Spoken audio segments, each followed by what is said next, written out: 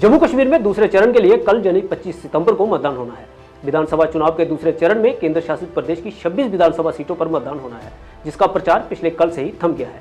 दूसरे चरण में कश्मीर के गांदरबल, श्रीनगर और बडगाम जिले की 15 सीटें और जम्मू संभाग के राजौरी, रियासी और पुंछ जिले की 11 सीटें शामिल हैं।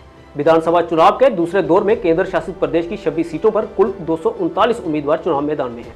तकरीबन 10 सालों के अंतराल के बाद और धारा 370 के निरस्त होने के बाद पहली बार जम्मू कश्मीर में हो रहे विधानसभा चुनावों के पहले चरण में 61.38% मतदान हुआ था, जिसमें सबसे अधिक जम्मू संभाग के किश्तवाड़ जिले में 80% मतदान हुआ, जबकि कश्मीर संभाग के पुलवामा जिले में 4 सीटों पर सबसे कम 46.65% मतदान हुआ।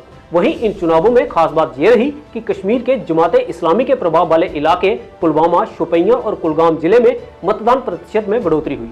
वहीं पीडीपी का गढ़ कहे जाने वाले अनंतनाग में मत प्रतिशत में हल्की गिरावट दर्ज हुई है।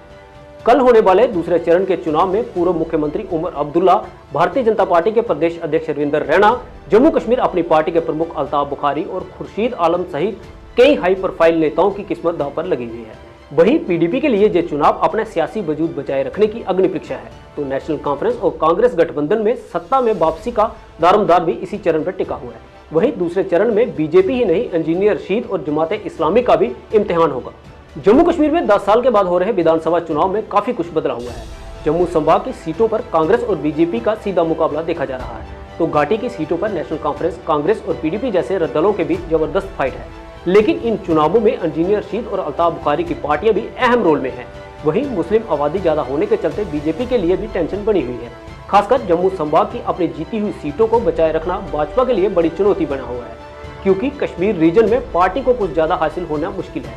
तो वहीं पीडीपी के लिए भी कश्मीर संभाग में अपनी साख को बचाए रखने की चुनौती है, क्योंकि इन चुनावों में इंजीनियर रशीद की अवामी इत्तेहाद पार्टी और अल्ताफ बुखारी की जम्मू कश्मीर अपनी पार्टी भी बड़े राजनीतिक दलों का खेल बिगाड़ सकती है। इन तीनों पार्टियों के कई बड़े नेता कई सीटों पर पीडीपी और नेशनल कॉन्फ्रेंस जैसे दलों को नुकसान पहुंचा सकते हैं। ऐसे में अब देखना यह होगा कि कल होने वाले दूसरे चरण का मतदान में जनता किसकी किस्मत पर अपनी मोहर लगाती है, और क्या छोटे दल इन चुनावों पर बड़ा धमाल कर पाएंगे, ये भी एक बड़ा सवाल बना हुआ है। और आज दोपहर तक सारी पोलिंग पार्टीज अपने अपने पोलिंग स्टेशन में 932 पोलिंग स्टेशन पर आएंगे और आम नास और सभी असेंबली सेगमेंट्स के जो वोटर्स हैं हमारे साथ जुड़े हुए 7.7 लाख वोटर्स हैं, उनसे आपके माध्यम से गुजारिश है कि हमने पूरी तैयारी की हुई है, बहुत मेहनत की हुई है and every polling station is near to their locality. कोई भी ऐसा पोलिंग स्टेशन नहीं है जो कि 2 किलोमीटर से ज़्यादा डिस्टेंस जिसमें हो, और कोई भी क्लबिंग हुई नहीं है। और आप आए, वोट करें। जैसे कि आपको पता है कि श्रीनगर में पार्लियामेंट्री इलेक्शंस में अच्छा रिस्पांस रहा वोटर्स का। उस रिस्पांस को जब हमने स्पेशल समरी रिवीजन किया, आपको पता होना चाहिए कि श्रीनगर में 8 असेंबली सेगमेंट्स में मैक्सिमम एडिशंस हुए पूरे जे&के में। 35,000 नए एडिशंस हुए हैं पार्लियामेंट्री इलेक्शन से लेके आज तक।